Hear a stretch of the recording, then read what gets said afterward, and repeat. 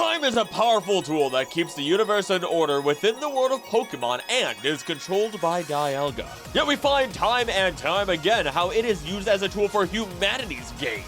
Turo and Sada drawing upon the power of terapagos to dive into the past and future. Volo harnessing the power of Giratina in order to topple Arceus itself. Even Ash has continually changed the modern day through his constant adventures in the past. And his friends aren't innocent either.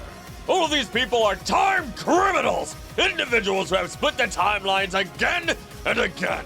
Their actions creating such massive ripples that it has created entirely different universes and affected the lives of many individuals, even altering life and death itself. And so now I sit here alongside the Time Guardian known as Celebi, ready to bring to you all of the characters that have manipulated time and the consequences of their actions. Howdy there, I'm Curlic, and let's just begin with explaining how time is kept safeguarded and who rules over it. We know for a fact that the boundaries of time and the overall laws of it are controlled by the legendary Pokemon Dialga. It was of course created by Arceus, alongside its technical siblings Palkia and Giratina. The three of them forming the creation trio, though all three of them seem to have some abilities that kind of mix and match between them. Because both Dialga and Palkia are known to be able to create entire universes or even destroy them separately or together with their combined power. This is something that would seem incredibly odd were it not for something that I will dive into later. Meanwhile, Giratina can't control time or space, but can travel between different dimensions and periods in time while also representing the concept of antimatter. Long story short, matter and antimatter in real life are thought to have been created at the same time when the Big Bang occurred, but then quickly had to separate. Why, you may ask? Because when matter and antimatter touch, they go kaboom, for lack of a better term, both essentially disintegrating into nothingness. This actually explains why our creation trio are so volatile towards each other. If the three interact too much, entire universes can be created or destroyed with the blink of an eye. To avoid absolute catastrophe, and because every god needs its angels, Arceus created Mesprit, Uxie, and Azelf, Pokemon that are called the Lake Guardians, but in fact are called the Kanjo no Kami, Shishiki no Kami, and the Ishi no Kami, the god of emotion, god of knowledge, and god of willpower by their direct translations. Our three angelic gods are considered so because they, in fact, when working together, bear power and control over both Dialga and Palkia, but not Giratina. This is likely because Giratina had already been sealed into its own realm by the time the Lake Guardians were brought into existence, meaning that Giratina's ability to travel between dimensions and across timelines would be left unchecked.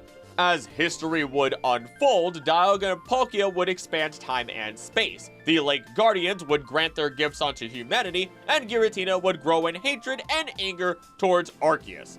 This is the basis we need to begin explaining how time travel even works within the world of Pokemon, and soon we will be able to introduce two Guardians of Time within our lore. You see, time travel can often be considered a very tricky thing, but I'm gonna make it sound as simple as possible with easy to follow examples.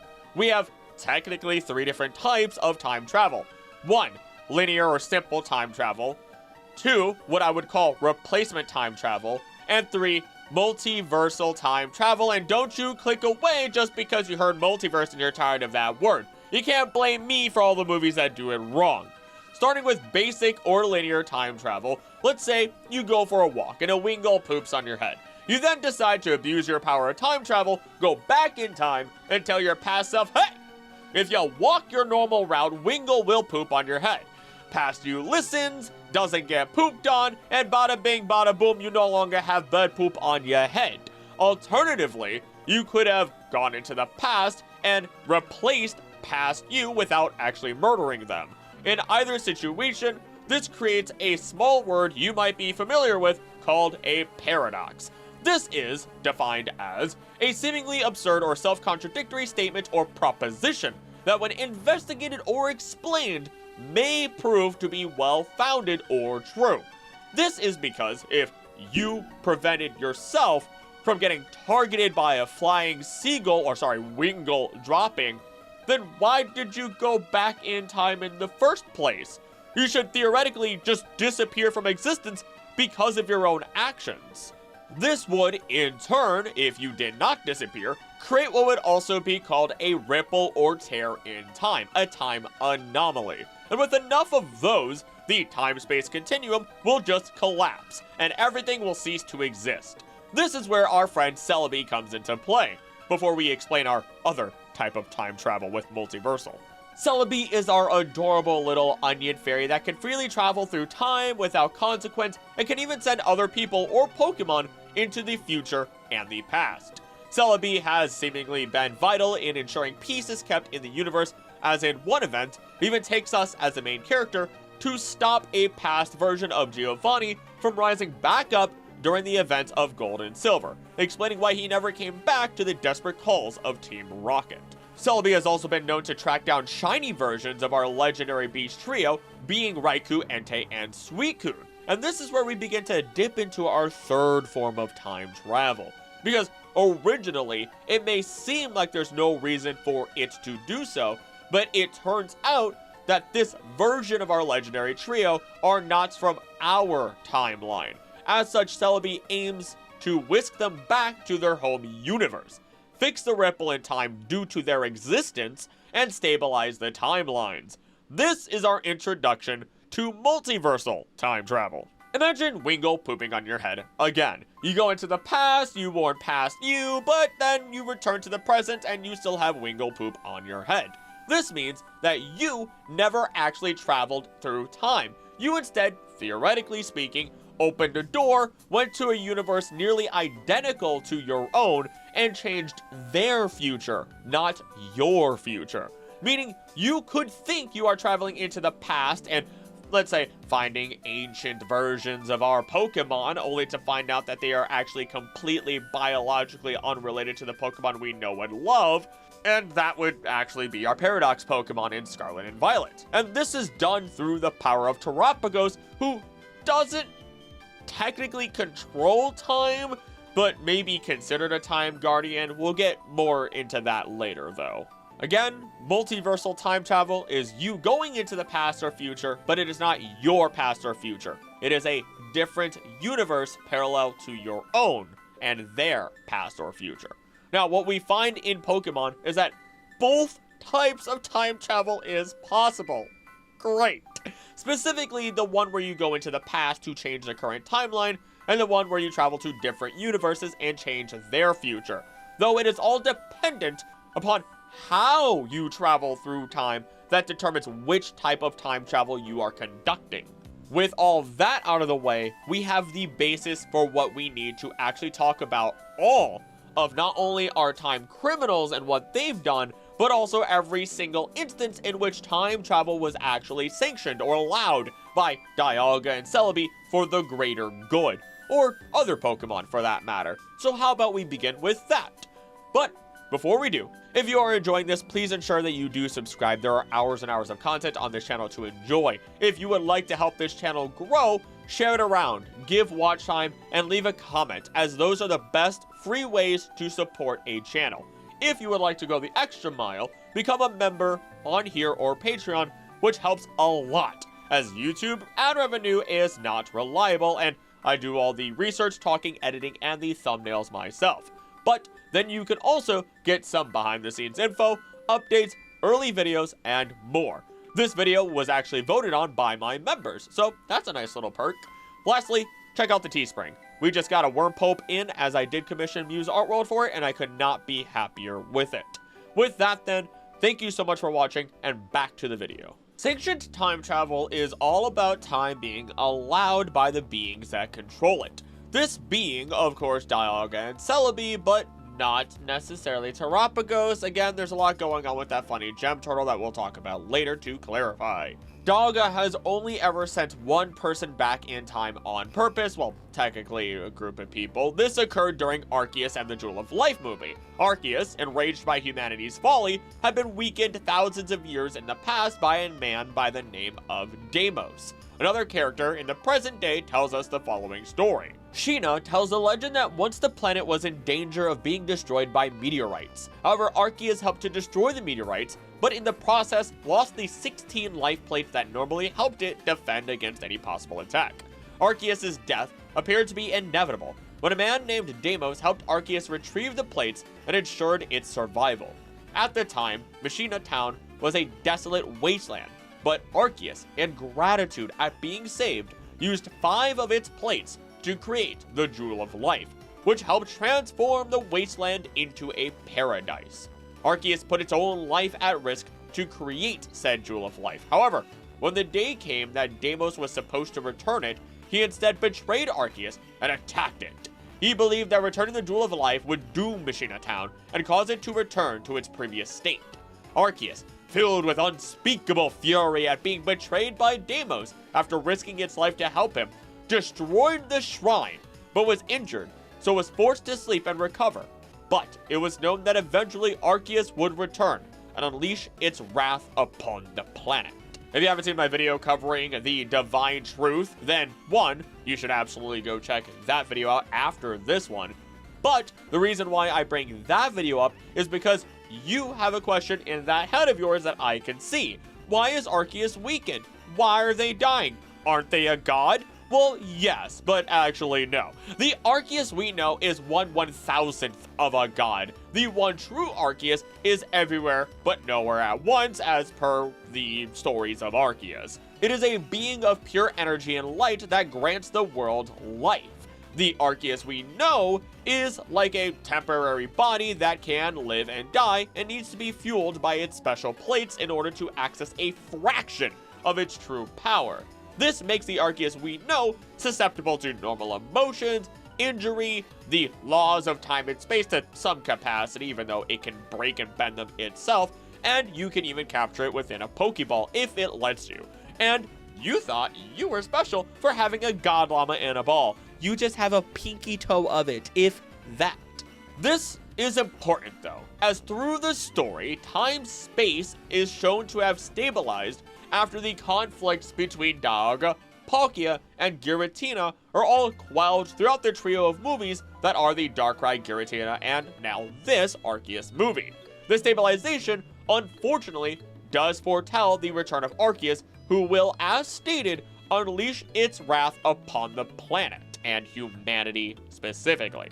Arceus arrives in the human world and, still filled with fury over its previous betrayal, begins to pass down its judgment. It sends a sphere into the air from which several energy beams emerge and begin to destroy Machina Town and the ruins. Suddenly, Arceus sees Sheena and she apologizes for Deimos' despicable actions in the past and humbly returns the Jewel of Life. Arceus calms briefly, before suddenly becoming even more enraged than before as it steps on the Jewel of Life, shattering it into pieces. Arceus furiously tells Sheena that the Jewel of Life was made up of itself and cannot be broken. The one Sheena had possession of was a fake. Taking this as a sign that humanity cannot be trusted at all, Arceus destroys the ruins, sends Team Rocket flying because they were planning on taking the Jewel of Life and capturing Arceus for themselves, and they fall into a river below. Machina Town continues to crumble beneath Arceus' might until Dialga, Palkia, and Giratina return to stop it. Palkia is able to subdue Arceus just long enough after they all got the absolute crap beat out of them over and over again to allow Dialga to send everyone but a character by the name of Kevin back in time to alter the past. This is where things begin to get a little bit nasty, and in fact, this is when we see a dangerous consequence of messing with the past present itself to us. Because Deimos is stopped, but another man by the name of Marcus, who is exceedingly well informed about what Deimos was planning to do, decides to initiate his own dastardly plan and make it even better than it ever was, thanks to our main characters telling him, hey, this is what Deimos did. You know, he almost killed a god. I don't recommend doing that, but you know, here's every little bit of power that you would need and information in order to do so. Don't do it. Don't press the big red shining button right in front of you. And so yes, Marcus then plans to actually full-on kill Arceus and gain power over the plates himself. Arceus, at some point in the movie, is losing strength under the force of Marcus's attack, and without some of its life plates, begins to die from the constant bombardment. Deimos and Giratina combine their power and manage to touch the hearts of Deimos' Pokemon, which are being controlled by the armor that they wear. Ash and Dawn have Pikachu and Piplup destroy the armor on Heatran and Bronzong, and then it frees them, as they then turn on Marcus while the other Pokemon stop their attack. Marcus smugly declares that even if he fails, Arceus will still die, and the future that Ash and his friends came from will cease to exist, meaning they will no longer exist as well. True to his word, Pikachu soon vanishes, and Ash begins to vanish as well as he attempts to return the Jewel of Life to the nearly dead Arceus. This clearly shows us how time travel through the power of Dialga will directly affect your own future.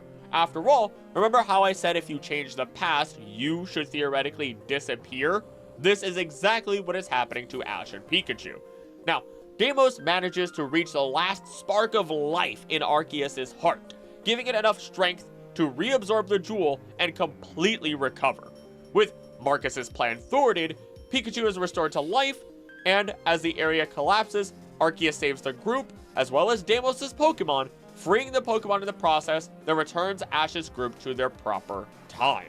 After arriving back in the present day, it appears that things have become peaceful due to the changes in the past. However, this is not actually the case. Arceus has completely defeated Dialga, Palkia, and Giratina, and is preparing its final judgment attack to destroy all of Machina Town.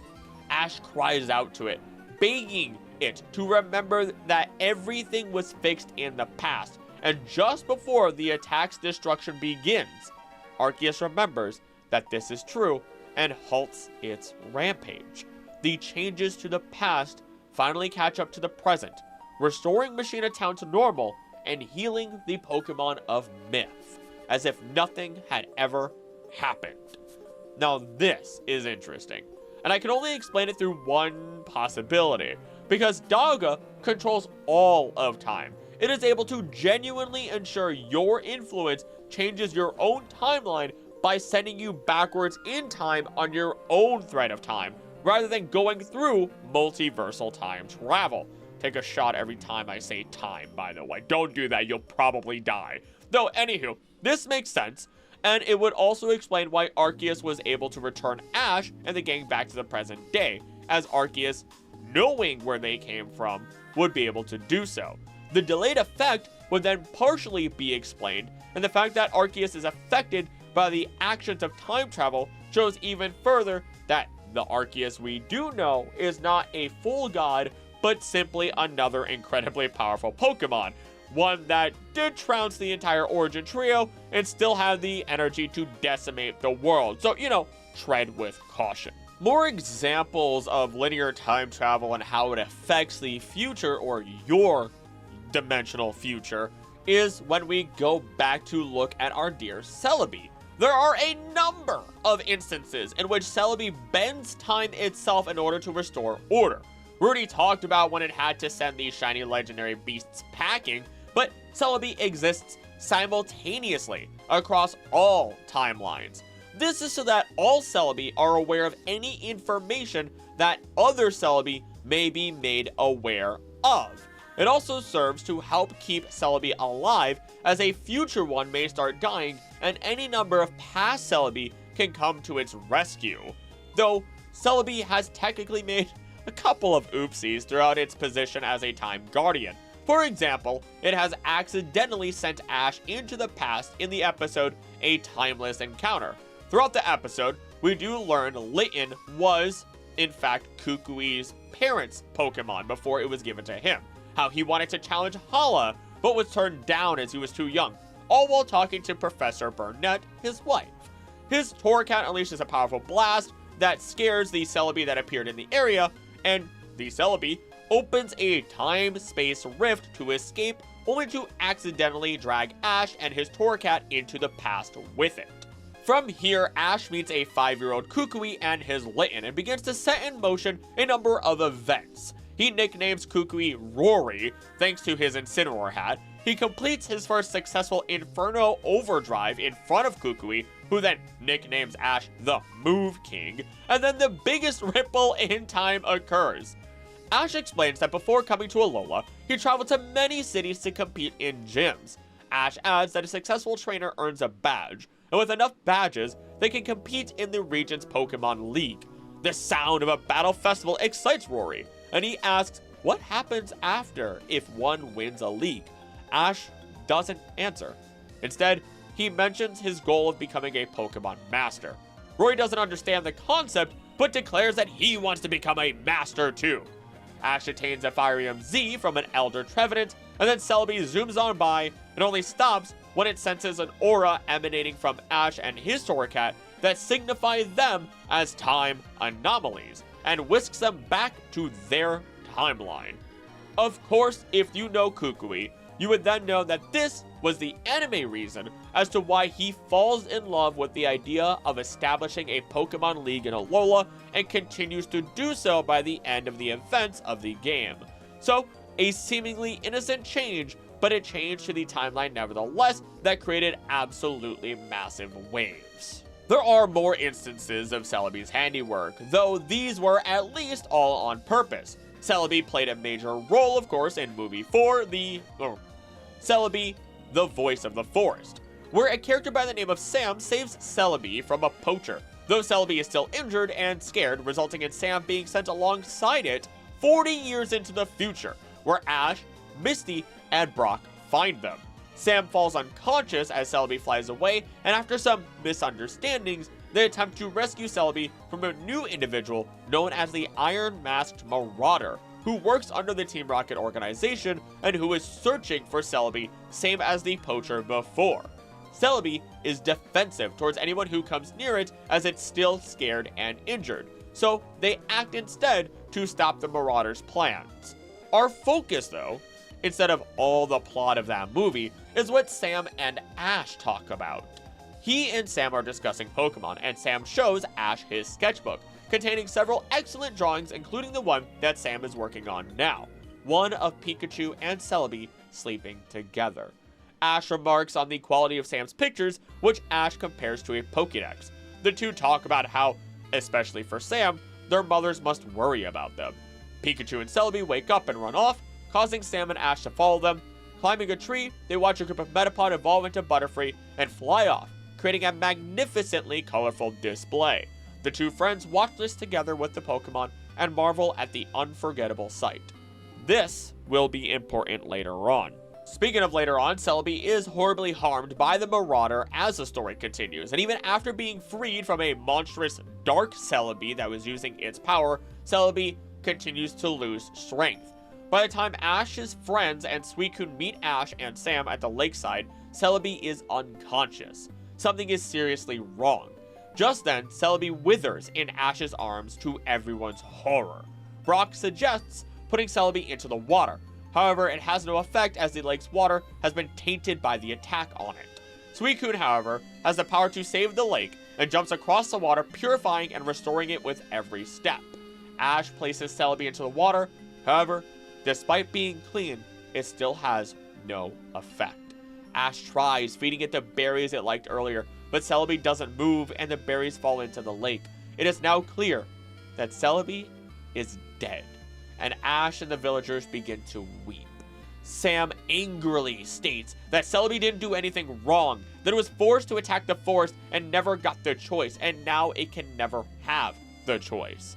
Sam starts to cry as well, and as the others continue to sob, upset at losing such an innocent Pokemon and friend, Suicune and the forest Pokemon are also devastated, everyone crying out in anguish, until suddenly a bright light appears in the sky, enveloping the lake, causing everybody to look up. The light vibrates for a few seconds before a portal opens through which multiple other Celebi appear. They cause the Celebi lying dead in Ash's arms to rise up and take it to the middle of a circle, and they start to give it their energy.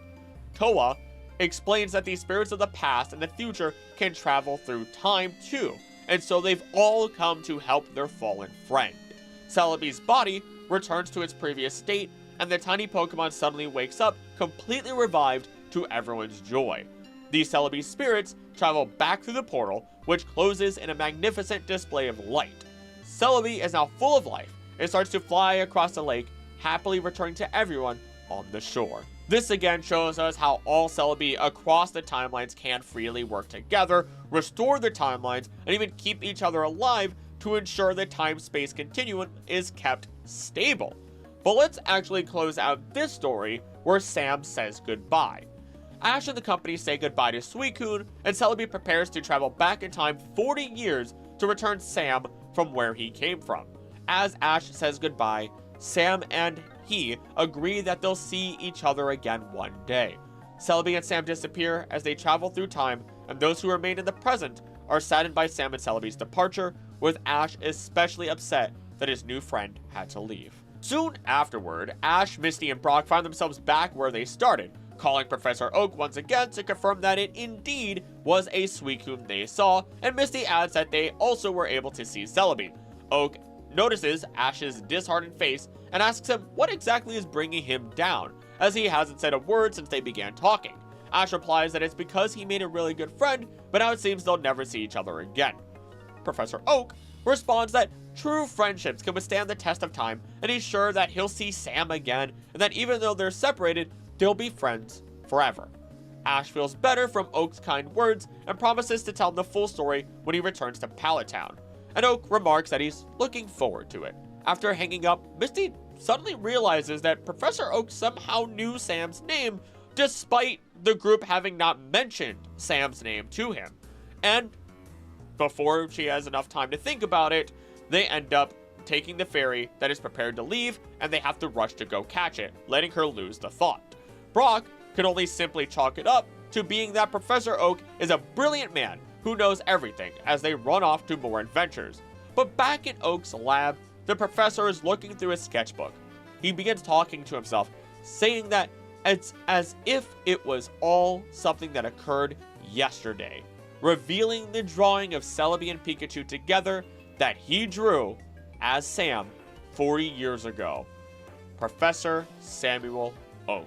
And I personally love this. Though, then again, I'm just kind of a sucker for anything related to Professor Oak. I get weirdly emotional. Though, this whole event, along with our couple of previous ones that we've just talked about, solidifies for me the idea that time travel done properly through the assistance of Pokemon alongside them, whether it be Celebi or Dialga at the least, will result in your timeline being affected appropriately.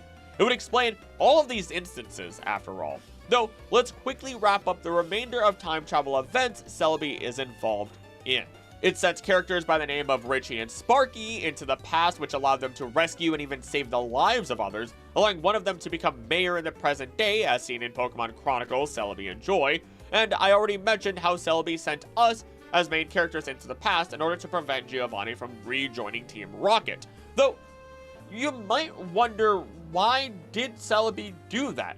Well, since Celebi can see all timelines simultaneously, then it must have theoretically seen that if Giovanni rejoined Team Rocket and succeeded in his next attempt at taking over Kanto and Johto, then he would have formed Team Rainbow Rocket. Unfortunately, one version of him in one timeline or universe did succeed and now travels through multiple universes in order to achieve his goal of complete dominance. Though, he's not really time traveling, so we'll move on from that, and we will round up our other instances of time travel unrelated to Celebi and Dialga, but are still properly sanctioned or at least questionable through the power of other Pokemon. There are a number of other Pokemon that have been involved with time travel, and some of those instances were also accidental. One such accidental case is during Black and White episode 75, A Restoration Confrontation. The episode essentially follows the tale of discovering what they describe as a time hole that allows people to travel to the far distant prehistoric era. It is in this era in which one character by the name of Ferris had befriended a Tirtouga and even saved it from some Archean attempting to prey upon it. Evidence of this is shown when, after the conflict of the episode is resolved, a fossil is found that holds a trinket of Ferris's. The fossil is revived and it is said to be the same Tirtouga, though it does not recognize him and escapes. And this is where it starts to turn into the more nefarious side of things, as later on, Team Rocket continues their attack as they claim they need Tirtouga, especially as it evolves into Caracosta, as they'd been attacking earlier on in the show, but it was fairly irrelevant. And through the life energy of it, they are able to actually reopen the time gate. And the only other reason this is kept in this section of questionable time travel is because 3 other Caracosta bumble their way through the portal, bop Team Rocket, and then return to their timeline with no other known effects of the event occurring. The portal is then closed forever. Luckily, none of those turtles were killed or captured because that could have massively changed sea life as we know it. In the Ruby and Sapphire series, we have a simple instance in which someone from the future actually comes to our timeline. An individual known as Callista had influenced her past self, who is also here, and even Ash, to approach the ruins, and as she eventually appears, having let the current present-day Callista and Ash arrive to the ruins of their own volition, she assists in opening up the hidden ancient ruins, and Baltoy are freed from the walls of the ruins through the power of her own Baltoy and Pikachu. After the main conflict involving Team Rocket is resolved, future Callista gives words of encouragement to her present-day self, telling her to never give up on her dream, to continue her research, and that you only have one life, one chance to change the future. That the greatest treasure the Baltoy civilization gave was time. Her Baltoy spins upon a large wheel of drawings, opening up the portal, and then she vanishes, assumedly back to her timeline, or her future. The effects of what she did and how it affects her future are currently unknown. I would only assume that the effects are positive ones. My reasoning for this is that she isn't abusing the power of time travel, or Pokemon for that matter, which is what usually results in catastrophe. Instead, she is clearly working alongside Baltoy in respect, freeing them for a greater purpose. So I would imagine her story has a happy ending, especially since she didn't just vanish from existence. With this next one, I'm not entirely sure how to begin it, so I'm just going to tell you the chunk of relevant synopsis that Bulbapedia provides. We begin with right after a moment in which a Rotom helps save Ash and his friends in the Pokemon X and Y series episode, Rotom's Wish. In the storeroom, the group thanks Rotom for its intervention, but wonder what happened to the hotel that they are in for it to be in its current dilapidated state. Rotom, possessing a television set, begins showing them footage of what happened in the past. A man by the name of Weston was the original owner of the hotel, but on its opening day, Mantle, another individual who was actually attacking Ash and the gang, challenged him for ownership with a Pokemon battle, threatening to battle Weston's guests and take their Pokemon if Weston refused, and calling Weston and his Rotom cowards. Weston agreed, declaring that Mantle and his 2 friends would leave without trouble if Mantle lost. Mantle released his Crocodile, who scared Rotom with a single roar and sent it fleeing. With Weston's single Pokemon refusing to battle, Mantle declared his victory by default and took over the hotel. Weston was reduced to the position of clerk and never saw Rotom again, as it was hiding out of shame for failing its friend. The group empathizes with Rotom and Weston's plight, with Bonnie asking if Clemence can do anything, who then points out that they would need a time machine in order to even try to change past events, which doesn't exist. Inspired, though, Rotom leads the group to an elevator and possesses it after they go inside. Bizarrely, the elevator display reveals a series of basements marked by negative numbers, which Ash is pretty certain weren't there before. The group, save for Bonnie, Pikachu, and Dedenne, freak out from the supernatural phenomenon as Rotom takes them back in time. Leaving the elevator, the group find the arena, discovering that Rotom took them back to the exact moment when Mantle challenged Weston 10 years ago. Before Mantle can declare his victory after Rotom flees, Ash confronts Mantle, pointing out that the battle hasn't even taken place. He promises to find Rotom so a proper battle could happen, and the surrounding guests murmur their agreement. Annoyed, Mantle agrees to the conditions. Long story short, they save the day, defeat Mantle after he loses the fair fight, and then he tries to take the hotel by force anyway, and then they return to the elevator to see what has changed in the present day. Exiting the elevator, the group is surprised to see the hotel no longer in its dilapidated state, and sounds of cheering rising from the arena. Outside the door, Mantle and his two friends have now put on clerks' uniforms, revealing that they were crooks 10 years ago until Weston graciously gave them jobs, and they've been working for him ever since.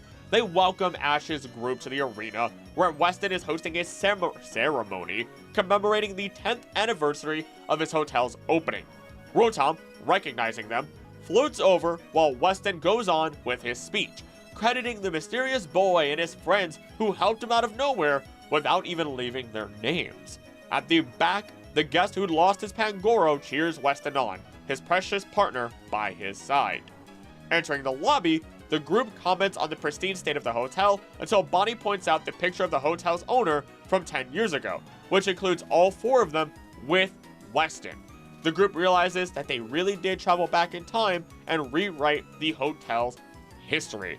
Once again, by working alongside Pokemon, we find that the outcome is a positive one. Though Ash and his friends aren't immediately recognized in the modern day, it's a bit of a gray area that we can just simply explain with the idea that memories don't quite work super well. And let's be real, if you saw somebody in the modern day that you saw 10 years ago, you'd be like, oh, there's no way that's the same person. That's just genetics, and I haven't seen them in 10 years anyway, so I'm not sure what's going on there. You wouldn't think much of it. As such, it's completely understandable as to why they kind of just let it go. Time Locket saves lives. This one is by far the strangest instance without me being able to figure out even how it occurs, other than by the idea of pure emotion driving the time travel to occur. The story actually follows May, Squirtle, and Meowth, who are sent into the past after discovering the locket of a character by the name of Edna.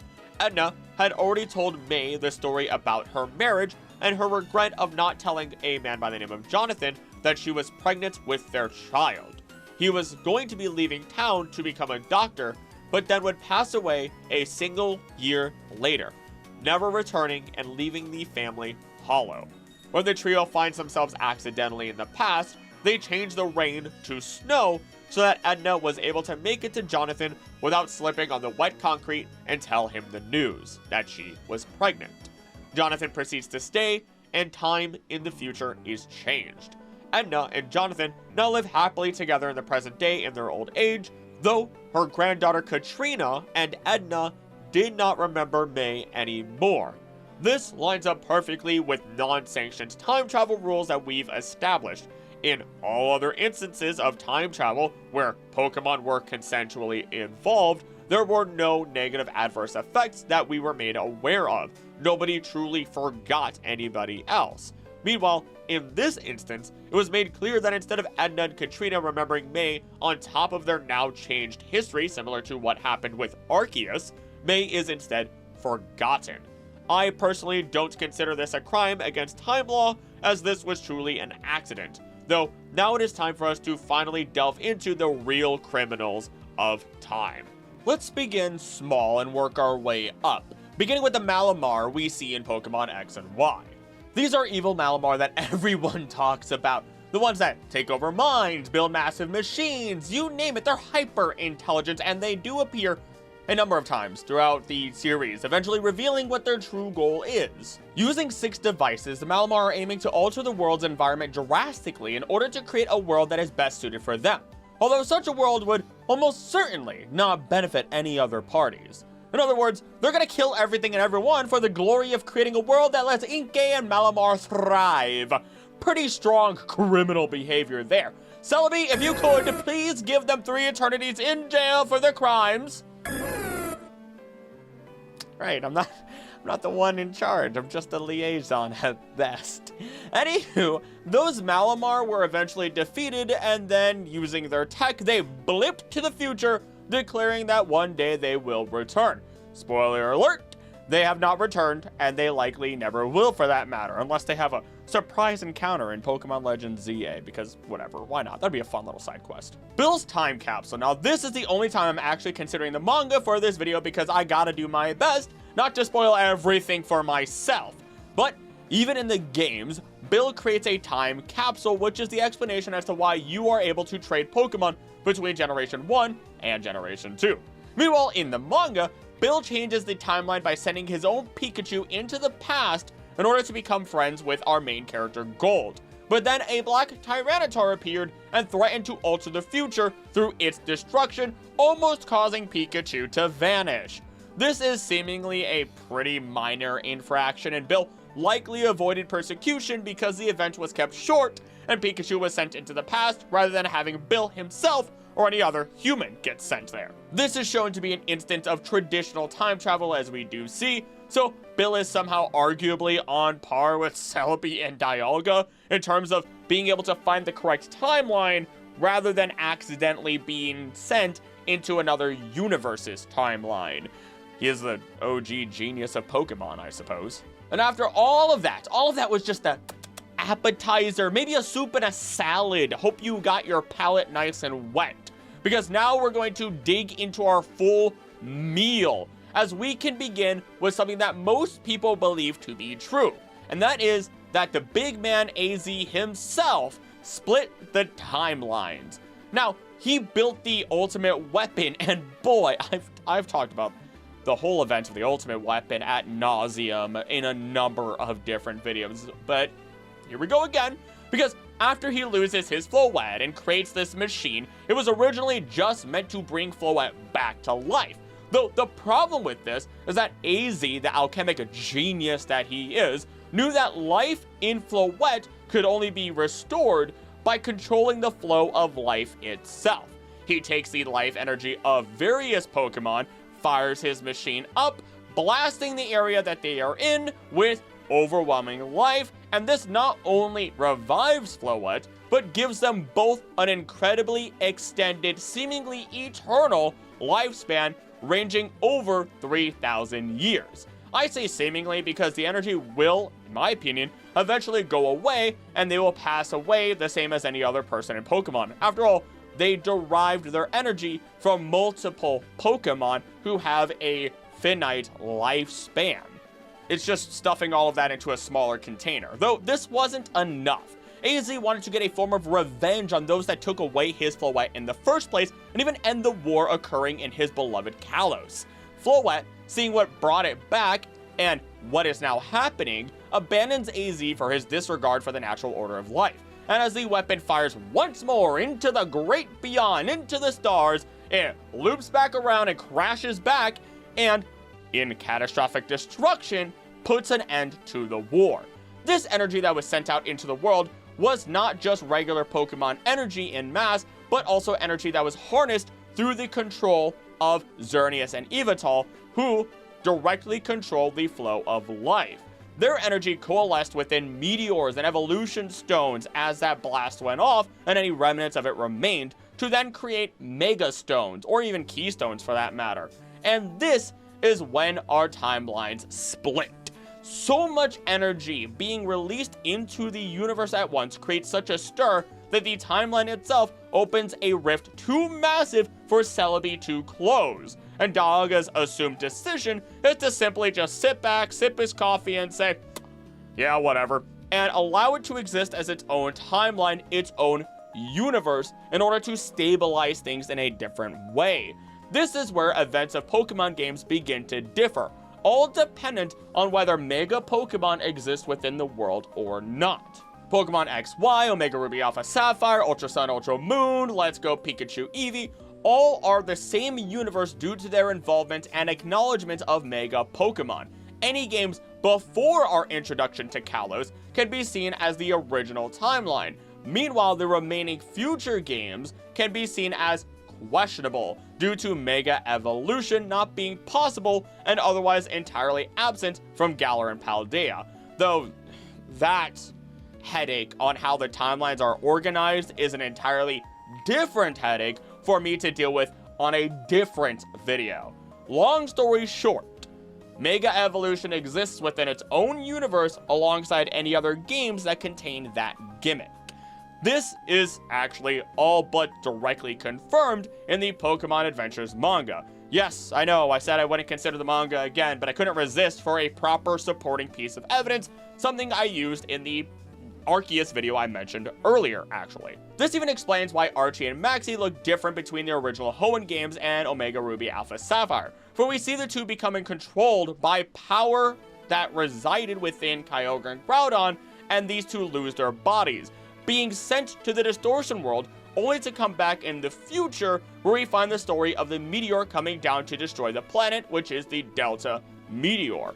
As the three super ancient Pokemon's attacks, Kyogre, Groudon, Rayquaza, struggle to destroy the meteoroid chunk, Archie and Maxie's bodies run out of energy and begin to break down. The combined attack eventually breaks the meteoroid chunk into pieces, which fall onto Kyogre and Groudon, knocking them out.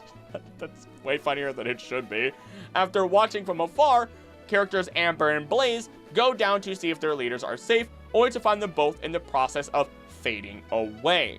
Archie and Maxie explain to the two that after their quote-unquote deaths, their spirits ended up in another world, being the Distortion Realm, where they at one point melded together and became one singular person, or entity rather.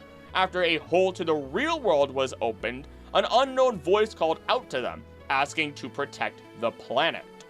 After escaping from the world, they regained their bodies, albeit slightly different, gained Mega Evolution, and stole the orbs from Bill in order to save the planet from destruction. Just as they disappear completely, Archie and Maxie ask their subordinates to protect the planet.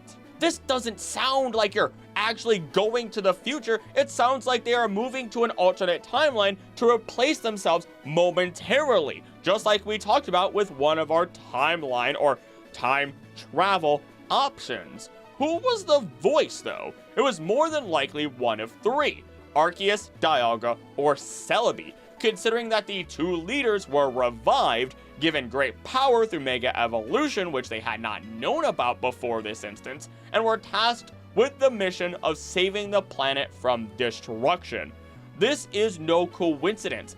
This is what we need to show that we truly have split timelines. And if that wasn't enough, Sun and Moon, which literally has us travel between parallel dimensions, even within the original game, through the power of the Altar of Sun or the Altar of Moon, shows us this, as you can travel between the two through the power of an Ultra Wormhole, giving us momentary access to the universe parallel to our own within our own game.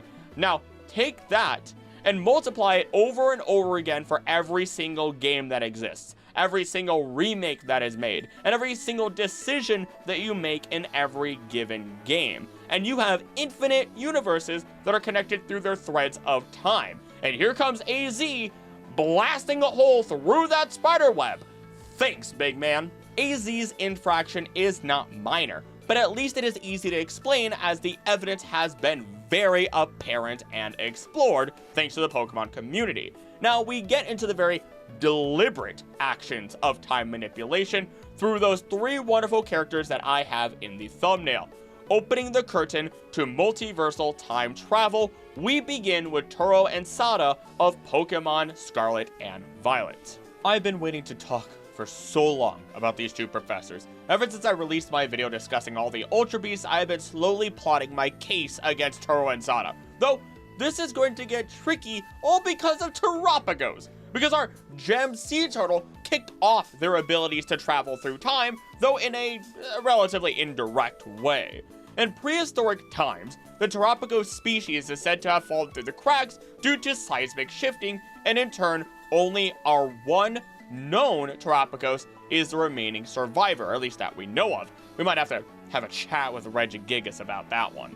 To protect itself and collect energy, Terapagos encased itself within a crystalline form and entered hibernation within the Area Zero underdepths. Terapagos, according to Breyer, is made of terrestrial energy, and it was her ancestor Heath who not only discovered Terapagos and coined its name, but is also known to be the author of the Scarlet and Violet book.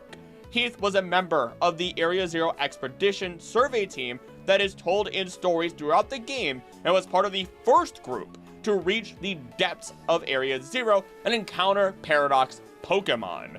Despite the dangers that resulted in nearly losing a member of the team, being proof of the horrible things that happened down there / what they did discover, upon publishing the book, Heath and his team were claimed to be liars, and were then forth discredited of their professional status as scientists and explorers. It is stated that when Sada and Turo were a child, they got a copy of the book and became fixated with the idea of Pokemon from other eras, otherwise known as our Paradox Pokemon.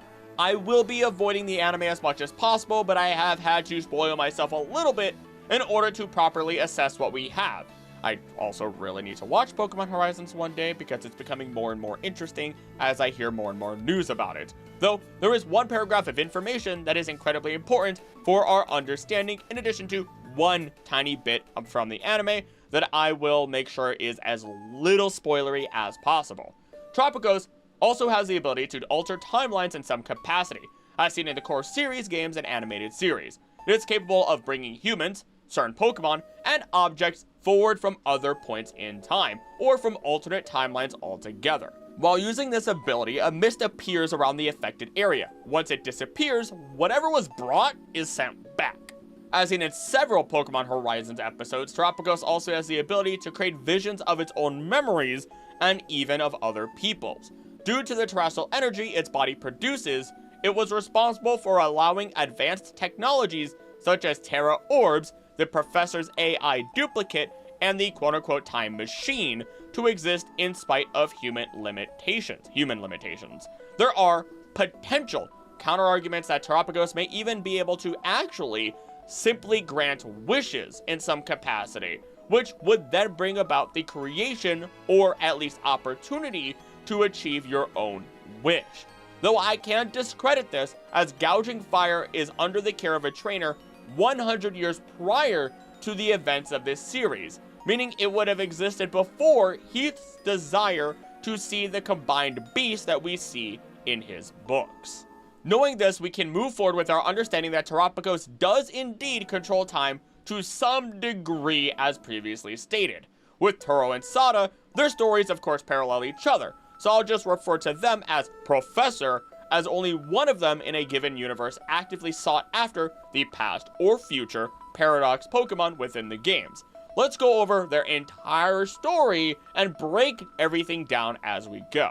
10 years before the events of Pokemon Violet, the Professor was part of the team that explored the Great Crater of Paldea, setting up research stations and the Zero Area Lab in Area Zero. That felt very redundant. While in the crater, they started researching methods to catch Pokemon from different timelines, inspired by the Scarlet or Violet book. However, the progress has been slow and filled with failures, not leaving their lab in a long time as a result, just completely hermiting down. One day, they find themselves in an unfamiliar place where a child gave him a white volume, which would help him during his research. This unfamiliar place is in fact the Crystal Pool of Kitakami. We, the player, are the ones who presented the white volume to them. This white volume is a copy of the book written by Briar about the expedition that you took with her into the Area Zero Underdepths, thus titled The Hidden Treasure of Area Zero. You exchange it for the Professor's respective book, and this is only brought about thanks to the power of Terapagos itself, as it drags the respective Professor from the past to your current timeline.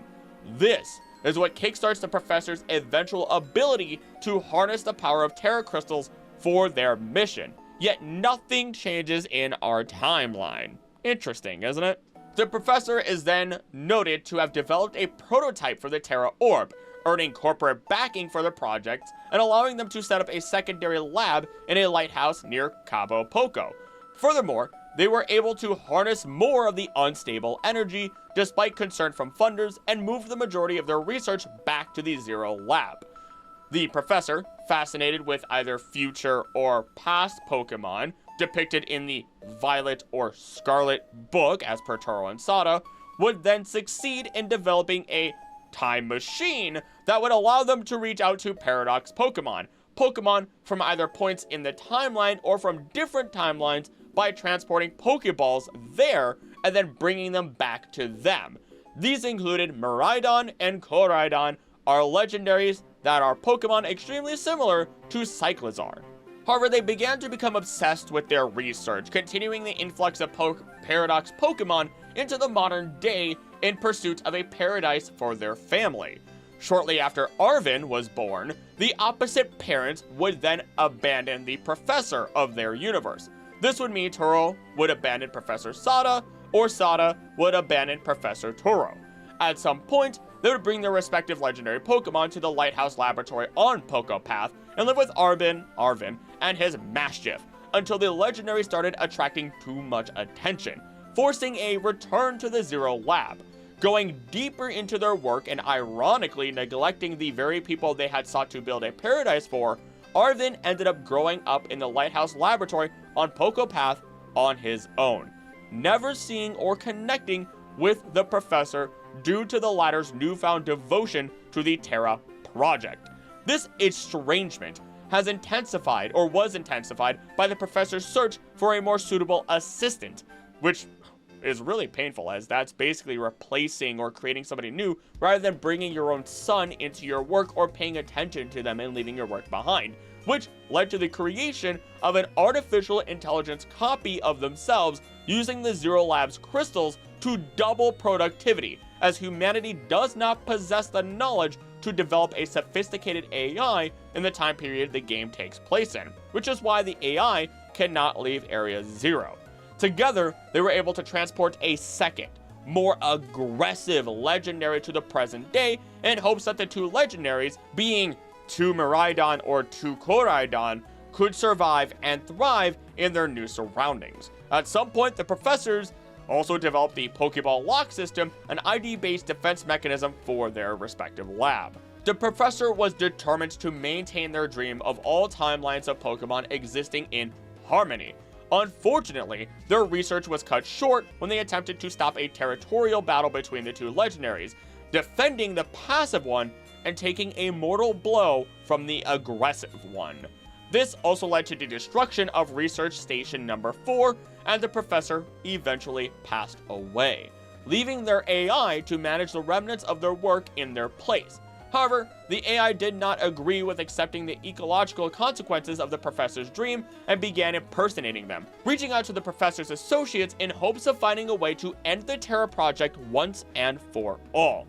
We, of course, are the ones that put an end to it all. Legendary Pokemon versus legendary Pokemon, Professor pitted against Trainer, and all of it in front of Arvin, who gets the horror of watching the AI version of his father or mother not only be defeated, but also watch the AI willingly travel to the future or past in order to put an end to the professor's original plan and effectively committing Pikachu bath. All because this system would eventually reboot and AI Turo or Sada would begin the defense protocol to battle us again and again and again. The death of his parents' greatest work occurs right in front of him, the last remnant of his family. Now, the AI does travel to an alternate timeline, as terapagos' energy would not be there, meaning that there would be nothing to fuel the AI professor anymore, and they would eventually lose all power and turn off forever. This, though, is where we get to dig into how these timelines work, because our Paradox Pokemon are phenomenal pieces of evidence that prove that Turo and Sada are traveling to alternate timelines, not our own, making it less of a time machine and more of a oh gosh, what is it called? A space machine. It's not called a space. Help me, please. Interdimensional travel device. Oh, there's like the spacecraft. There's nothing. It's just dimensional travel machine or something along those lines. There's nothing cool to say time machine. Either way, every single Paradox Pokemon does have one thing in common. They state that they resemble a certain Pokemon. Hydreigon and Iron Jugulis, Volcarona and Slitherwing, Mega Salamence and Roaring Moon. And then, of course, both Koraidon and Miraidon with Cyclizar and all the other Paradox Pokemon. But despite their resemblance, they are all said to not be genetically related to our own known Pokemon in the slightest. In fact, even the future Paradox Pokemon, while seemingly robots, are still Pokemon. We know this because normal Pokeballs work on them, and it is said through the history of Pokemon that they will always adapt in line with their environment. Thank you, Professor Juniper, for that one. This means that all of our Paradox Pokemon should be true Pokemon. Now, I'm not going to go over every single design, but there are 2 more pieces of evidence that should really be raising alarms, klaxons, if you would, in your head when you think of Paradox Pokemon. The first being Fluttermane, and while I love the design, it is said to be some sort of ghost of a pterosaur from a bygone era. Okay, sure. Now, this and many of our other fantastical bits of info come from an occultist magazine, which is a parody of magazines, well, occultist magazines in real life, that talk about aliens, cryptids like Bigfoot and the Mothman, and other mysteries in the world without any real evidence. As a side note, absolutely love cryptids. Meaning, though, we can't entirely trust all the info we're being given about them. The other points that should be coming to your mind with all of this is that if you remove a great ancestor of a Pokemon from a timeline, then you will potentially affect the entire species as a whole, where they find their habitat, if their species survives, and so much more. Yet Turo and Sada were just grabbing these Paradox Pokemon en masse from the entire timelines in which they belonged from, with absolutely no consequences to our timeline whatsoever. This means that Turo and Sada are not traveling through our timeline and pulling Pokemon from our past or future. They are, without a single shred of a doubt, instead traveling to alternate dimensions parallel to our own and dragging Pokemon from their future and past into our timeline and universe. This lines up perfectly with our understanding of how proper time travel should happen within the world of Pokemon. This is a non-sanctioned use of time travel, meaning that they don't have full control and cannot stay within our universe, causing them to perform multiverse time travel instead. Though, I will at least be somewhat willing to understand that maybe the professors were smart enough to understand that linear time travel would ruin our universe, and they committed multiverse time travel on purpose. It's hard to know for sure, though, not like we can actually ask them. They're kind of, not alive anymore. Time and time again throughout the story regarding these Paradox Pokemon, people deny their existence. Professionals, the general public, the academy, and even Perrin all just look at these Pokemon and immediately go, that can't be real. That can't be real. What is that thing? This makes zero sense considering they live in a world where both Sigilyph, Eevee, and Tinkaton can just be thrown in the same room and all of them are immediately identified as Pokemon without a single bat of the eye, despite their incredibly varied designs. Even Pokemon like Mew and Celebi, both being incredibly rare, are often just accepted to exist upon a mention of their existence with or without pictures. The aversion to seeing Paradox Pokemon could be that people within the Pokemon world understand Pokemon on the same level as we would with any animal. And yes, I know that sounds like a no-duh, but allow me to explain. Because I could show you a picture of a giraffe, a whale, and a moth, and you'd say, yeah, those are animals. They all exist on our planet. I mean, giraffes are freaking super tall unicorns. That makes zero sense, and I love them so much. But if I show you a jackalope, you're gonna squint your eyes at me.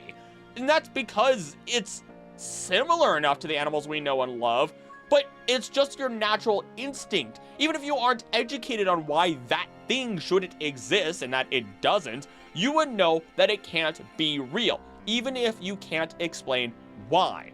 This is what is happening with all of our Paradox Pokemon. They're treated as rumors, something that isn't real, because they simply aren't. At least not within our universe, within our timeline. They only exist in the timelines in which Turo and Sada pulled them from. And those timelines are probably all screwed up now because of just how many got pulled from their homes. But I digress. One day I'll fully cover all of our Paradox Pokemon, but that day is not today. And I need to stop myself before I get lost in the sauce here. Because our focus is all on the fact that Turo and Sada not only nearly ruined the ecology of Paldea within our own timeline, but I could almost guarantee that their actions have devastated the alternate timelines in which they drew their Paradox Pokemon from and created a lot of work for Celebi. The real tragedy is that we may never know what the effects of their actions on those timelines are, and we can only hope that Celebi is able to fix it. Otherwise, dog is gonna not snap his fingers. It doesn't really have fingers, but it'll do some sort of sound somehow and then just blip the whole universe away. We finally reach our finale as we could talk about both Arceus and Volo, with more emphasis on the latter. Arceus itself sends us back in time into the lands of Hisui. Our memories are wiped, and we're given a phone to stay in contact with God itself as we are tasked with completing the Pokédex. Though it is through this mission that we unravel the problems occurring within the lands of Hisui. I briefly spoke on this with my Pokemon Iceberg video, which really gotta finish soon. That's, once it's completed, there are 300 different mysteries, theories, and forgotten lore that I'll have uncovered, and should really, again, go check that out. But back on topic. I only scratched the surface there, and intend to massively expand on it here. So buckle up. We know that Volo, with the assistance of Giratina, was the reason for the creation of the space-time distortions. Through Giratina and Volo's team-up, they use space-time distortions as portals to travel between different points in the timeline. After all, even if Giratina cannot control space or time, it can open up portals with ease to almost wherever it wants. This is what had even allowed it to stop Cyrus in Pokemon Platinum, while Dialga and Palkia were restricted by the red chain. But why would Volo want to open up these portals? Simply put, he resonates with Giratina, even stating directly at one point, "Now if we can find the realm that exists on the reverse side of our world, and meet the creator's unwanted child banished therein, perhaps then we'll be able to understand the nature of almighty Sinnoh itself." He also states later on how he intends to recreate the world in a better way than what Arceus had created. Through our understanding of just these two moments, we know everything we need to know about why Volo committed the crime of time manipulation. He related to Giratina as the unwanted banished child. After all, Volo is one of the Celestica people, a group of people who resided within Hisui before the arrival of the Diamond and Pearl clan, the people who truly worshipped Arceus, the one true great Sinnoh. Though they departed long ago as the world turned to strife, leaving only Kogita behind, as the Diamond and Pearl clan believed in their own one great Sinnoh, being Dialga or Palkia, and fought over it. This is strange though, considering we don't know where Volo truly fits in. He is a part of the Ginkgo Guild, but still associates with Kogita, even being the person he recommends we go to when the world is ending, as she has all the answers. This is speculative, but the Ginkgo Guild deals with trades. They're a bit more nomadic by all means as well. This could mean that Volo was given up to this nomadic guild as a child, being an unwanted child himself. Though he would later learn of his lineage as he would be pointed towards Kogita. This all should explain how he attains clothing that very much resembles Roman clothing, which is a style associated with the architecture we find in Spear Pillar. He learns of Celestica descent, knows of his past, and decides to seek answers in higher power. Answers for why he was abandoned as a child and why the world is so imperfect. We know this because Kogita consistently speaks to Volo as though she knows him personally, scolding him for shirking his duties again, for example. But there was one thing that made me freeze in my thoughts and everything and reanalyze everything.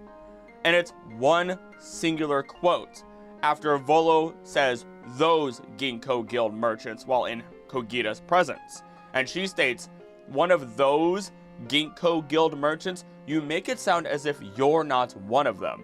This actually insinuates that Kogita is not the one to tell Volo of his lineage despite their relation to each other.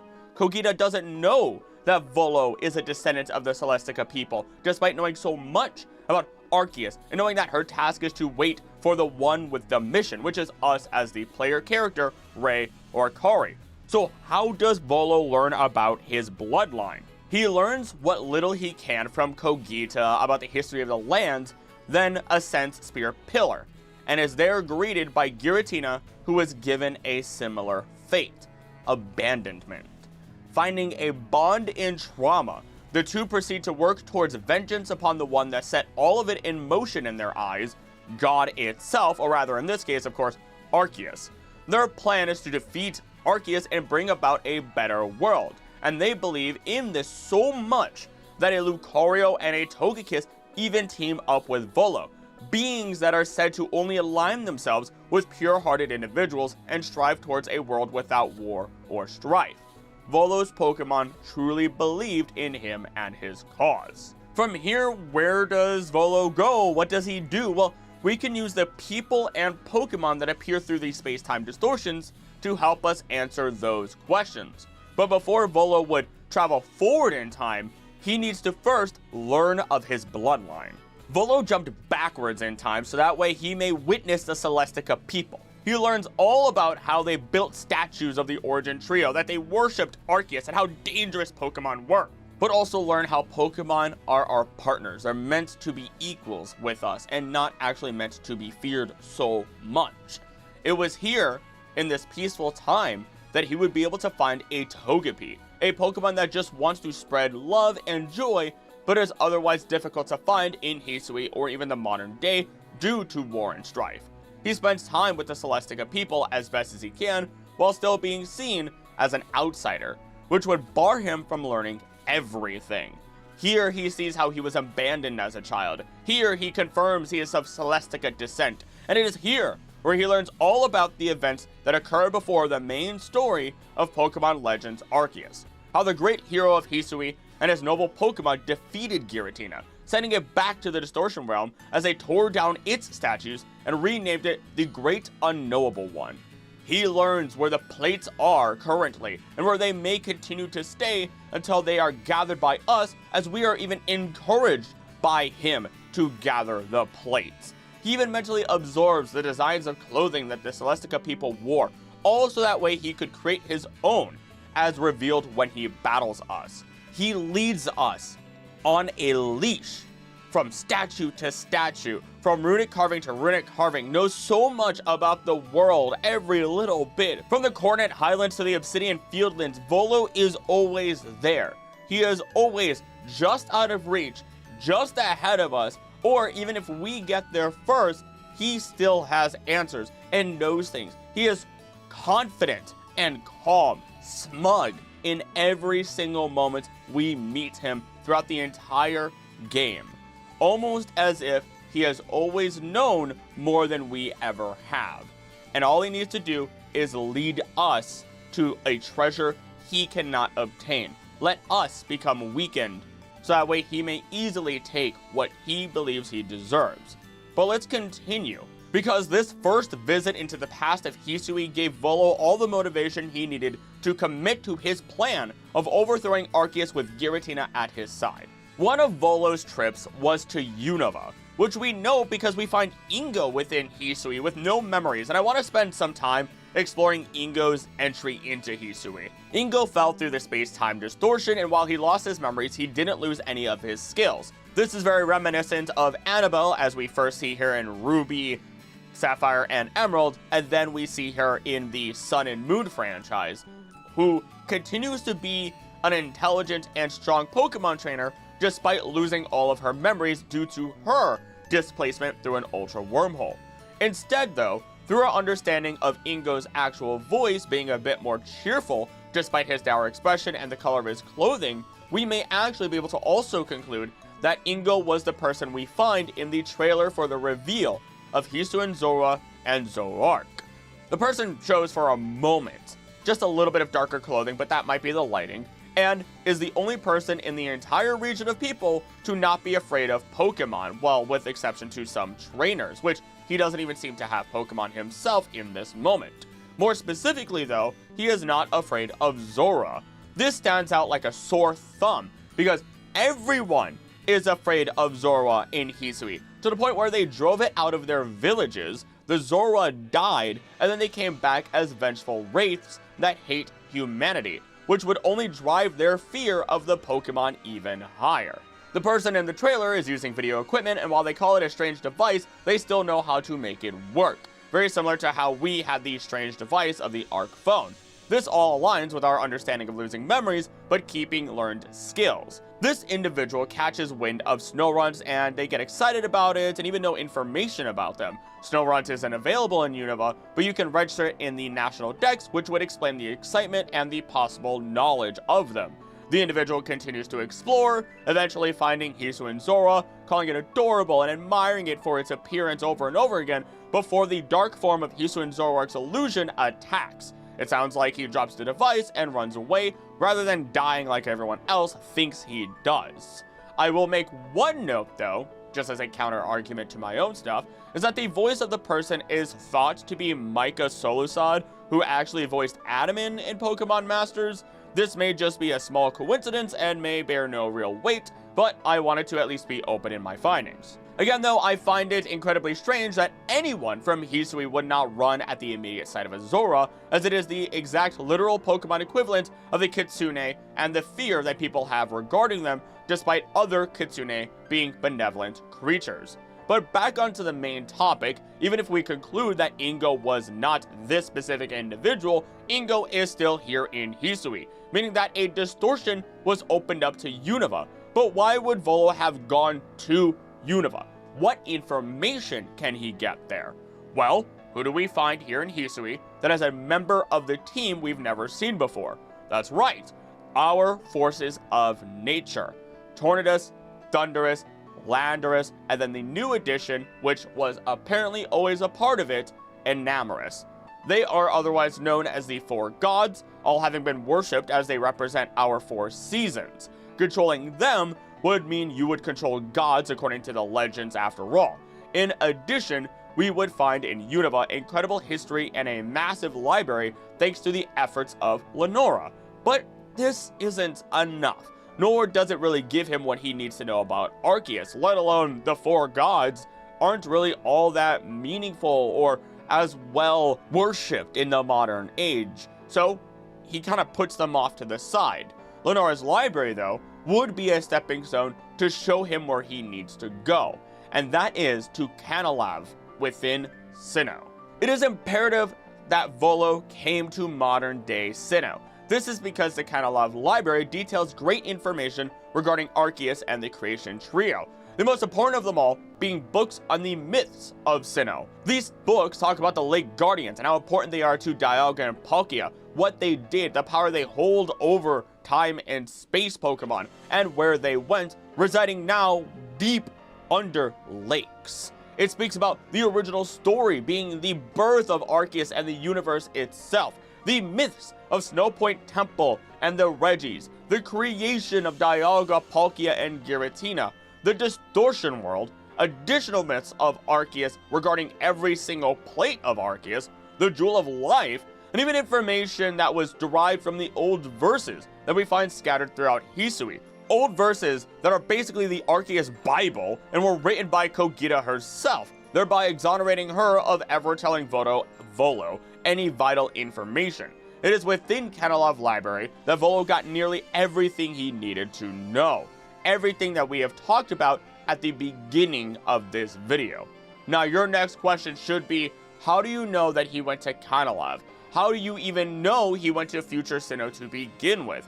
Well, we could ignore that Giratina could just be asked to whisk Volo to the future of the Hisui region, and we still find the answer within the Pokemon that we encounter from space-time distortions. Pokemon such as Bastiodon and Rampardos, who are revived fossils and should have no reason to exist in their full form within Hisui, since Hisui does not have the technology to revive them. Though, I personally think the most important piece of evidence is that Porygon Z can be found in space-time distortions, a Pokemon that did not exist until some goofball created the dubious disc within Generation 4, being our Generation 4 Sinnoh.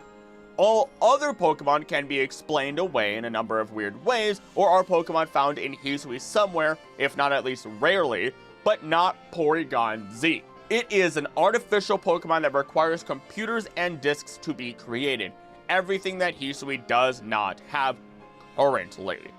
As a side note, I do want to say, I would love to see the adventures of Volo and Giratina and watch as they mistakenly go to the ancient past of Hisui, where Volo accidentally gets stranded in prehistoric times. It would also be an alternative, fun way to explain why fossil Pokemon are here and even help give another meaning to Volo's statement of how he'll conquer Arceus no matter how many centuries it may take him. Again though, I don't believe he would have gotten that far into the past in the slightest, but it is a fun thing nevertheless. Also, as a small note, additional small note, I know I apologize, we don't find Ditto in Hisui at all, which could allude to the whole idea that Ditto just was a truly artificial being. Moving onwards, we have Volo's collapse and the rise of Giratina. Because despite everything, despite all the knowledge that he had obtained and the timelines that he crossed, Volo failed. Thanks to us. It must be stated though, Volo was closer to attaining godlike power than any other antagonist in the entire franchise. He just needed to instill Giratina with the power of all of Arceus' plates, and they could take over to change the multiverse as they deemed fit. Instead of that goal being achieved, he wanders Hisui now and potentially the world for a new way to succeed. Though again, if you want to learn all about the divine truth and the sins against Arceus that every major villain did commit, go check that video out, as I'll save you time here and instead end on a high note. After we defeat Giratina, it departs back to the Distortion Realm. Here, it spends its time recovering and reflecting upon what happened. Giratina comes to terms with its past, accepts its role as a protector rather than continuing to resent Arceus, and when Cyrus attempts to create his own universe, it is Giratina who comes in and saves Dialga and Palkia before casting Cyrus into the Distortion Realm.